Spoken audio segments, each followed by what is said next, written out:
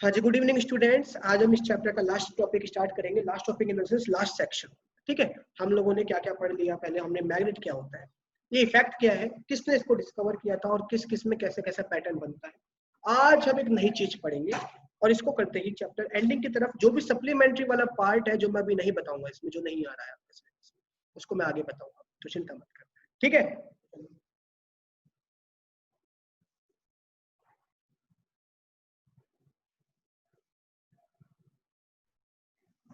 Okay. तो class heading magnetism, ये बहुत छोटा सा टॉपिक है, इसको थोड़ा सा बता रहे हैं हम। मैग्नेटिज्म इन ह्यूमन बीइंग, हमारे अंदर भी मैग्नेटिज्म होता है, पता है आप लोगों को? हमारे अंदर भी मैग्नेटिज्म होता है, तो थोड़ा सा उसके बारे में बता के आगे चलेंगे। तो देखो बेसिकली क्या होता है हमारी बॉडी के अंदर, आप सबको पता है आयंस तो होते हैं। हमारी बॉडी के अंदर एसिड भी होता है ना, बहुत सारे मिनरल्स भी हैं, सॉल्ट भी हैं, है ना, बहुत सारे वेस्ट भी हैं, तो उनके अंदर आयंस तो डेफिनेटली होते हैं। अब आपको पता है वो आयंस क्या होते हैं, हमारे चारों तरफ बॉडी में जगह जगह फ्लो होते हैं with the help of blood, है ना। तो जब फ्लो ऑफ आयंस, आपको पता है जब कहीं भी आयन फ्लो हो जाते हैं तो इसका मतलब क्या फ्लो हो रहा है हमारी बॉडी के अंदर। लेकिन वो करंट एक्सट्रीमली वीक करंट होता है, बहुत वीक, बहुत वीक। मेनली जो दो चीजें ऐसी है जहां ये सबसे ज्यादा पाया जाता है, that is human heart and brain, क्योंकि यही तो हमारे मेन ऑर्गन है बेसिकली देखा जाए। आदमी दो तरीके से मरता है, या तो दिमाग से मरता है या फिर दिल से मरता है। जब दिमाग से मर जाता है तो वो पहुंच जाता है कोमा में। कोमा क्या है, एक डेथ ही होती है कि आदमी मर जाता है, बस उसका दिल तो काम करता रहता है मगर दिमाग काम करना बंद कर देता है, दिमाग डेड हो जाता है, ये सो जाता है। तो हम कहते हैं उस कंडीशन को कोमा। और जब दिल मर जाए, दिल खत्म हो जाए, तो सभी खत्म है ना। तो बेटा मेरी बात क्या होता है, सुनते रहना मेरी बात। तो क्या होता है जब हम, ऐसा होता है, चलो ये तो बता दिया। जैसे मान लीजिए मैंने आपको छुआ, ये मैंने छुआ तो मुझे फील हुआ। आपने कंट्रोल कोऑर्डिनेशन जिन का हट चुका है उन्होंने पढ़ा होगा, जब हम फील करते हैं तो हमारी बॉडी के अंदर इंपल्सेस आते हैं, यानी जो हमारे नर्व सेल्स होते हैं वो मैसेज को कैरी करके हमारे बॉडी तक ले जाते हैं। आप देख रहे हो आपके सामने कुछ गलत हो रहा है तो आप सोच रहे हो, समझ रहे हो, तो आपकी बॉडी के अंदर डेफिनेटली क्या होता है, मैसेज का। ठीक है, तो आपने महसूस करा होगा कि जब आप लोग किसी चीज को टच करते हो, फील करते हो, तो आपको महसूस हो जाता है। क्यों होता है? क्योंकि आपको मैं बता देता हूँ क्या होता है। हमारी बॉडी के अंदर बहुत सारे नर्व सेल्स होते हैं, आपने नाम सुना होगा। वो नर्व सेल क्या करते हैं, जो भी हम चीज फील करते हैं, रेस्पॉन्स जो करते हैं, उन्हीं की मदद से करते हैं। वो हमारे ब्रेन तक सिग्नल लेके जाते हैं और ब्रेन से ही सिग्नल वापस लेके आते हैं। ऑर्गन्स, रिसेप्टरी ऑर्गन्स, सबने कंट्रोल कोऑर्डिनेशन में पढ़ा होगा थोड़ा बहुत, जिन्होंने पढ़ लिया है। जिन्होंने नहीं पढ़ा वो भी टेंशन मतलब, बहुत मजेदार चैप्टर उसे पढ़ाया जाएगा। तो जब हमारे अंदर इलेक्ट्रिकल इंपल्स मूव हो रहे हैं तो डेफिनेटली बहुत स्मॉल अमाउंट में क्या फील हो रहा होगा, करंट में लिखवाऊंगा नहीं, इसमें कुछ भी ना एग्जाम में आता है, लेकिन बताना जरूरी है, बता रहा हूँ। बहुत स्मॉल अमाउंट में करंट आता है, और जब स्मॉल अमाउंट में करंट आया तो डेफिनेटली हमारी बॉडी के अंदर क्या कुछ होता होगा, मैग्नेटिज्म। अब ये जो मैग्नेटिज्म है ये बहुत वीक होता है, बहुत कमजोर होता है। मगर जो मेन चीज जहां सबसे ज्यादा मैग्नेटिज्म पाया जाता है, वो मेन ऑर्गन जहां थोड़ा सा ज्यादा है पाया जाता है, वो कौन कौन सी चीजें? याद रखना, अगर कभी क्वेश्चन आया पेपर में कि वो दो कौन से ऑर्गन्स है बॉडी के जहां magnetic field is quite significant, बहुत इंपॉर्टेंट है। क्यों? क्योंकि आपने देखा होगा आज एक टेक्निक यूज होती है एमआरआई, मैग्नेटिक रिसोर्स या रेजोनेंस इमेजिंग, एक ही बात है। तो हम क्या करते हैं, हमारी बॉडी के अंदर जो मैग्नेटिक फील्ड बनता है, उसी टेक्निक की वजह से, उसी की मदद से हम अपने बॉडी के इंटरनल ऑर्गन्स को डिटेक्ट कर पाते हैं, उनकी एक इमेज बना पाते हैं हमारी एमआरआई। ये किस चीज का होता है? बेसिकली ब्रेन का होता है। आपको सुना होगा ब्रेन का, नेक का, है ना। तो वो क्या करता है, हमारी बॉडी के अंदर जो हमारा ब्लड सर्कुलेशन हो रहा है, या जो मैसेज ट्रांसफर हो रहे हैं, या जो भी हमारा करंट बन रहा है, उसकी वजह से जो भी मैग्नेटिज्म आया, उसी मैग्नेटिज्म की हेल्प करके हम एमआरआई टेक्निक को इस्तेमाल करके अपनी बॉडी के ऑर्गन्स की क्या करते हैं, पिक्चर को एक पेपर पे बनाते हैं। ठीक है, तो याद रखिएगा। तो हमारी बॉडी के अंदर भी क्या होता है, मैग्नेटिज्म होता है। बस मुझे छोटा सा ये बात बताना था, क्यों होता है? क्योंकि हमारी बॉडी के अंदर आयंस फ्लो होते हैं या इलेक्ट्रिकल इंपल्सेस होते हैं, जिसकी वजह से करंट रिड्यूस होता है बॉडी के अंदर, और करंट रिड्यूस होने की वजह से मैग्नेटिज्म बनता है, और उसी मैग्नेटिज्म की वजह से आज हम एमआरआई जैसी चीजें कर पाते हैं। ठीक है, उसी फील्ड की वजह से। तो इतना बताना था, और कुछ नहीं है इसमें खास। ठीक है, ज्यादा बात नहीं। देखो तो यहाँ से जैसे मैंने पढ़ा रखा है क्वेश्चन क्या क्या आते हैं सुनेंगे, पहले क्वेश्चन सुनेंगे सब क्या क्या आता है। What produces magnetism in the human body, तो आप सीधा सीधा बोलोगे क्या कि बेसिकली जो हमारा मूवमेंट होता है चार्ज पार्टिकल का, है ना, उसकी वजह से इलेक्ट्रिकल इंपल्सेस जो होते हैं। दूसरा, name one medical technique which is based on magnetism produce in a human body, MRI अभी आपने पढ़ा है। Name two human body organs where magnetism produces significant, human heart and brain. What is the full form of MRI, magnetic resonance imaging या फिर resource imaging. Name the technique by which doctors can produce pictures showing inside the human body, that is also MRI. Okay, now last one, name one technique which can detect cancerous tissue inside the body, ये भी हमारा है। हमारी body के अंदर cancer तो नहीं है, टिश्यू कोई डैमेज तो नहीं हो गया, कोई क्लॉट तो नहीं है, सब एमआरआई की मदद से। ठीक है, तो ये था और कुछ नहीं है, आगे चलते। ठीक है, अब इसको पढ़ाने के बाद अब चैप्टर का बिल्कुल जज्बात बदल देते हैं, एक नया टॉपिक स्टार्ट हो रहा है। सुनो मेरी बात, बहुत इंपॉर्टेंट डालिए, force on, this is most important, force on current carrying conductor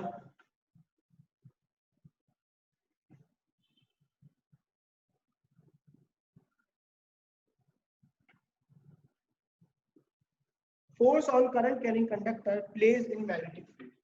Okay?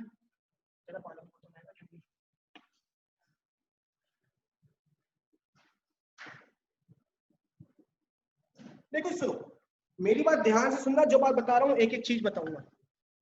अब हुआ क्या, आपको याद है ना जब हमने वायर को फिक्स किया था और उसमें हमने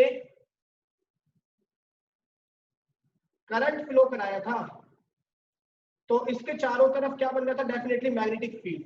कैसे पता चला, जो कंपास नीडल थी वो क्या हो गई थी, उसके अंदर थोड़ा सा डिफ्लेक्शन आ गया, यस और नो कह सकते हैं। तो इसका मतलब क्या है, हाँ तो होता क्या था कि जब हमने इसमें करंट पास कराया तो इसमें हमने देखा कि ये कंपास नीडल डिफ्लेक्शन हो गया, हुआ था।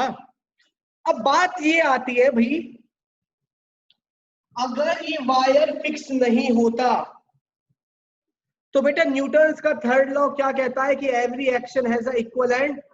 जब ये इस पे फोर्स लगा रहा है तो ये मैग्नेटिक भी तो इस पे फोर्स लगाता, समझो ना भाई। मैग्नेटिक सुनो, ये फिक्स है, ये अपनी जगह क्या है, फिक्स है, इसी वजह से ये हमें मूव होता हुआ दिखाई नहीं दे रहा। मैंने इसको कस के पकड़ रखा है तो ये मूव नहीं हो रहा, इसलिए मूव क्या हो गया। लेकिन अगर मैं इसको फ्रीली छोड़ दूं, क्या छोड़ दूं, तो बेटा इस कंपास की वजह से जो मैग्नेटिक फील्ड है इसकी वजह से भी ये वायर क्या कर जाएगा, थोड़ा सा मूव।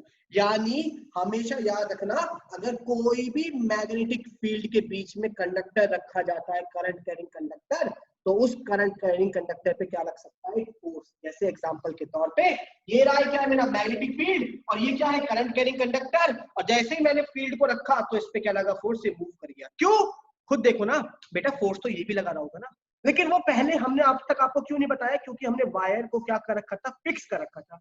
इसी वजह से हमने क्या बोला हर बार कि जी इस पे फोर्स लगा, इस पे फोर्स लगा, इस पे फोर्स लगा। लेकिन ऐसा तो नहीं है, क्योंकि फील्ड तो ये भी बना रहा है तो फोर्स तो ये भी लगा रहा होगा इस पे, है ना। तो मैं यही कहना चाह रहा हूं कि अगर हम लोग वायर को फ्रीली छोड़ दे तो बेटा ये भी मूव करना स्टार्ट हो जाएगा। यानी यहां से एक बात सामने समझ में आती है क्या, कि अगर हम किसी भी मैग्नेटिक फील्ड के अंदर करंट कैरिंग कंडक्टर को रखेंगे तो उस करंट कैरिंग कंडक्टर पे भी क्या लगेगा, एक फोर्स लगेगा।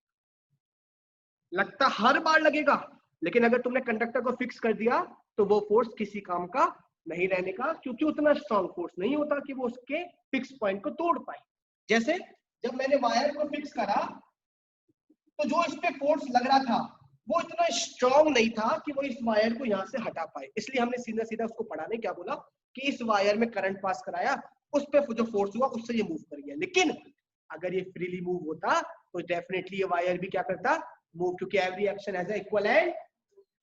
तो मुझे यही बात बतानी है, मुझे यही समझाना है कि हम उसी के बारे में पढ़ रहे हैं। देखो यही तो टॉपिक है, force on current carrying conductor placed in magnetic field. जब किसी भी, देखो ये मैग्नेट है तो इसके चारों तरफ क्या बन रहा होगा, मैग्नेटिक फील्ड, उसके बीच में क्या रखा हुआ है, करंट कैरिंग कंडक्टर, तो डेफिनेटली इसमें भी क्या लग रहा होगा, अब वो फोर्स कितना होगा वो तो नहीं है आपके सिलेबस में क्या है, लेकिन निकाल सकते हैं, कितना डायरेक्शन होगा, किस डायरेक्शन में लगेगा, कंडक्टर कहाँ मूव करेगा।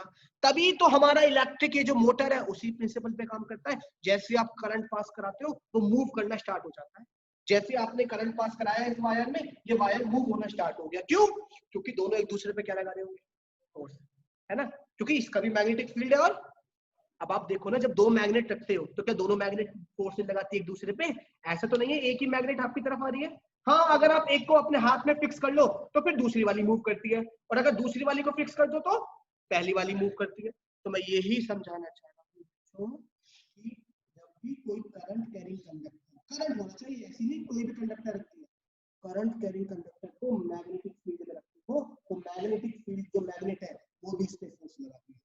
लेकिन अब तक वायर हमने फिक्स कर रखा था इसलिए हमने नहीं पढ़ा, लेकिन जैसे ही अगर हम वायर को फ्रीली छोड़ देंगे तो दोनों ही एक दूसरे पे क्या लगाएंगे, फोर्स। और ये बहुत बड़ी एप्लीकेशन थी, बहुत बड़ी एक डिस्कवरी थी जो आज आपके टाइम पे इलेक्ट्रिक मोटर, वॉशिंग मशीन में जो यूज होती है, गाड़ियों में जो यूज होती है, फैन, है ना, सब में ये कॉन्सेप्ट है, एसी सब में ये कॉन्सेप्ट, मोटर का कैसे सब खाएंगे आपको सिखाएंगे, ठीक है। तो लिखिए इसमें एक point, a magnet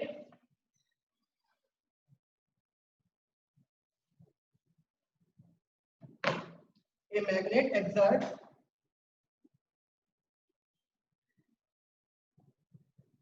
a mechanical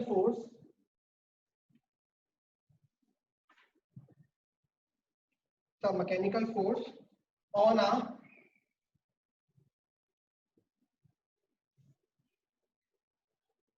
current carrying conductor या वायर, एक ही बात है, and if the wire is free to move, this force can produce motion in wire। वही कहने का मतलब है कि जब, समझो दोबारे, कि जब हमारे पास वायर फिक्स था और हमने इसमें करंट पास कराया तो कंपास में रिफ्लेक्शन हो गया, वायर चेंज नहीं कर रहा, वायर मूव नहीं हो रहा क्योंकि वायर फिक्स था। लेकिन बेटा याद रखना, ये वाले जो मैग्नेट है ये भी इस पे क्या लगा रहा होगा, फोर्स। वो मूव क्यों नहीं कर पा रहा, क्योंकि वायर क्या था, अगर आप इसको फ्रीली छोड़ दो तो बेटा इस पे चलेगा और ये भी चालू हो जाएगा, ठीक है। वही वाली बात तो लिखिए कि ये magnet exerts a mechanical force on a current carrying wire। Current carrying wire पे वो फोर्स लगाएगी क्योंकि दोनों फील्ड आपस में रिपेल करेंगे एक दूसरे को। भैया जब यहाँ भी मैग्नेटिक फील्ड बन गया यहाँ भी, तो दोनों आपस में एक दूसरे को अट्रैक्ट रिपेल करेंगे, तो दोनों एक दूसरे पे फोर्स लगाएंगे। मगर इसका फोर्स कुछ काम का नहीं है क्योंकि वायर क्या था, मगर जैसे वायर को मैंने फिक्स करके फ्रीली छोड़ा तो बेटा वो वायर पे भी क्या लग रहा है, फोर्स। उस फोर्स की वजह से ये वायर किस में आ जाएगा, मोशन में। देखो ये तो लिखा है, a magnet exerts a mechanical force on a current carrying wire and if the wire is free to move this force can produce motion in wire। ये मेरा आज का पहला टॉपिक खत्म होता है, आपको समझ में आ गया होगा मेरी बात, ठीक है। और दिक्कत और इक्वल फोर्स लगाते हैं बेटा, याद रखना, लिख लीजिए अगला पॉइंट, लिख लीजिए the magnet will exert equal and opposite force। क्योंकि न्यूटन का थर्ड लॉ यही है, जितना फोर्स वायर लगा रहा होगा उतना ही फोर्स मैग्नेट, ठीक है। लिख लीजिए the magnet will exert equal force, लिख लीजिए equal and opposite force, equal and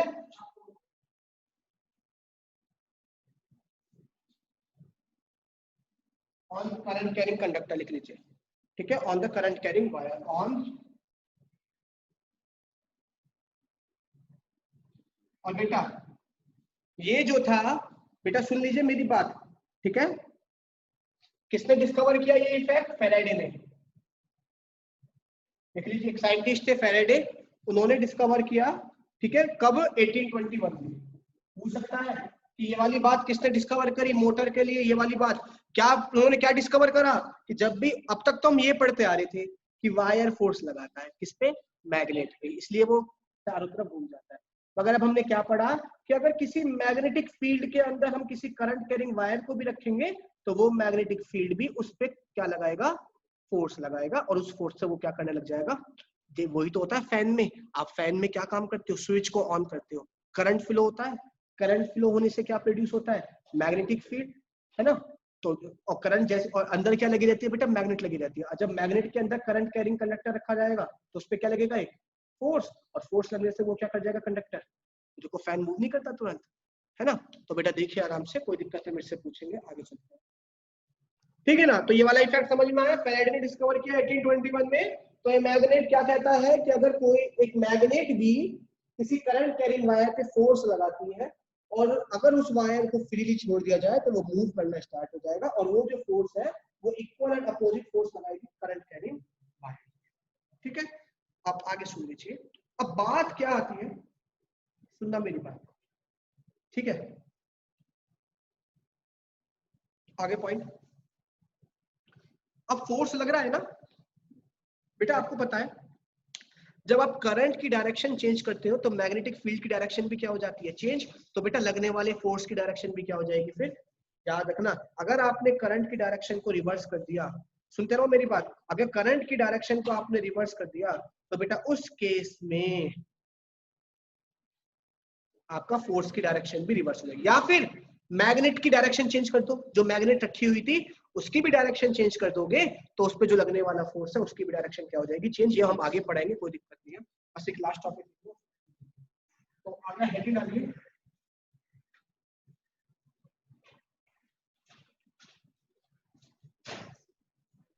बस आज इसका स्टेटमेंट लिखवा रहा हूँ और ये सबको पता होना चाहिए। Fleming's left hand rule. देखिए बच्चों, आप लोगों ने ये पढ़ लिया, क्या पढ़ा अभी तक? कि भैया अगर हम किसी भी मैग्नेटिक फील्ड के अंदर कोई भी करंट कैरिंग वायर को रखते हैं तो मैग्नेट उस पर क्या लगाएगी? एक फोर्स लगेगा, और वो फोर्स बेसिकली उस कंडक्टर को क्या करा देगा? अब क्वेश्चन ये आता है कि वो फोर्स लगेगा किस डायरेक्शन? ऐसे तो है नहीं ऊपर लगेगा, नीचे लगेगा, या फिर लेफ्ट में लगेगा, या राइट लगेगा, या मिडल ईस्ट लगेगा, या नॉर्थ वेस्ट लगेगा, कहीं ना कहीं तो लगेगा। ऐसे समझो, या तो ऊपर की तरफ लगेगा, या इधर लगेगा, या इधर लगेगा, या इधर, या इधर, है ना? तो कहीं ना कहीं तो लगेगा, ऐसे तो है नहीं चारों तरफ लगेगा। ऑब्जेक्ट या तो ऐसे जाएगा, मूव करेगा, या ऐसे मूव करेगा, या ऐसे मूव करेगा, या ऐसे मूव करेगा। तो बेटा उसी डायरेक्शन को निकालने के लिए कि फोर्स किस डायरेक्शन में, उसी डायरेक्शन को निकालने के लिए एक नया रूल आया है, फ्लेमिंग्स लेफ्ट हैंड रूल। हमेशा याद रखना, बच्चे बड़े कंफ्यूज होते हैं राइट हैंड फ्लेमिंग रूल में और फ्लेमिंग्स लेफ्ट हैंड रूल। मैं दोनों को अंतर बता देता हूँ। बेटा फ्लेमिंग्स लेफ्ट हैंड रूल हमेशा तब लगेगा जब आपको फोर्स की डायरेक्शन चाहिए, हमेशा याद रखना, चाहे कुछ भी गिवन हो, जब आपको फोर्स की डायरेक्शन फाइंड करनी है तो ही आपको क्या लगाना है? Fleming's left hand rule. यानी कब लगाना है ये कॉन्सेप्ट आपको? जब आपका कोई भी current carrying wire magnetic field में रखा है तब लगाना है ये रूल आपको, हमेशा याद रखना, वरना कंफ्यूज हो जाओगे। जब भी कोई current carrying wire magnetic field में रखेगा तो उस केस में हमें क्या लगाना है? फ्लेमिंग्स का लेफ्ट हैंड रूल, वरना कंफ्यूज हो जाओगे कि राइट हैंड उल्टा है इसका, तीनों में एक ही चीज है मगर कंफ्यूज हो जाओगे। तो ठीक है, हमेशा याद रखना कब लगेगा ये? when a current carrying wire is placed in a magnetic field and it experiences a some force। तो क्या कहता है ये rule? It is used to find the direction of force। Direction of force when कब current carrying conductor placed in magnetic field, तब लगेगा ये। MF का मतलब मैग्नेटिक फील्ड, हमेशा याद रखना वरना कंफ्यूज हो जाओगे। अब लिखो ये रूल क्या कहता है, इसको समझा कर देंगे, आज इसका स्टेटमेंट लिख लो बेटा, ठीक है? देखो पहली बात तो सुनना, या चलो छोड़ो, आज समझा रहा हूँ, पहले सुनो।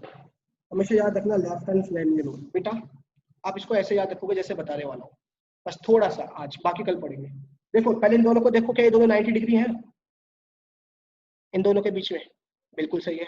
अब ये वाली साइड ऐसे, क्या ये दोनों 90 है? और क्या ये दोनों 90 है? देखो ध्यान से देखो, तो देखो तीनों आपस में 90 डिग्री है। तो अपनी उंगलियों को इस तरीके से सेट करना है कि तीनों आपस में, आपका थंब, आपकी फोर फिंगर और आपकी मिडल फिंगर, तीनों आपस में क्या होने चाहिए? एक दूसरे के परपेंडिकुलर, परपेंडिकुलर 90 डिग्री। अब ऐसे याद रखेंगे, पहले सुन लीजिए, father mother child, father father mother child, father mother child. Father किससे स्टार्ट होता है? एफ से, तो एफ की डायरेक्शन कौन बताएगा? फोर्स, फोर्स, एफ से फोर्स, तो फोर्स की डायरेक्शन कौन बताएगा? ये फादर ही हो गया। मदर, मदर किससे स्टार्ट होता है? एम से, तो एम क्या है? Magnetic field. देखो तो मैग्नेटिक फील्ड की डायरेक्शन क्या होगी? ये। सी क्या है? चाइल्ड, और चाइल्ड का क्या है? सी, करंट, तो करंट की डायरेक्शन ये। देखो इसमें तीन चीज ही तो है, एक मैग्नेटिक फील्ड है, एक करंट है और एक फोर्स है, तो तीनों यही डायरेक्शन बताएंगे। क्या कि अगर आपको कोई भी दो डायरेक्शन पता है तो आप तीसरी डायरेक्शन पता लगा सकते हो, मेनली फोर्स पता लगा सकते हो। कब? जब आपको करंट की डायरेक्शन पता हो और मैग्नेटिक फील्ड। फॉर एग्जांपल मैंने मान लिया करंट क्या है? ऐसे जा रहा है, अब इसको अच्छे से समझाएंगे। यानी ये फादर मदर चाइल्ड, तो ये हो गया, ठीक है, करंट।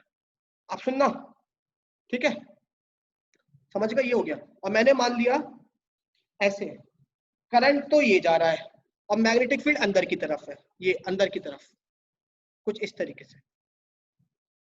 तो जरा इसके हिसाब से सेट करना, फोर्स कहाँ लगेगा इस कंडक्टर पे, ध्यान से देखिए। ये क्या है? करंट, ये है मैग्नेटिक फील्ड।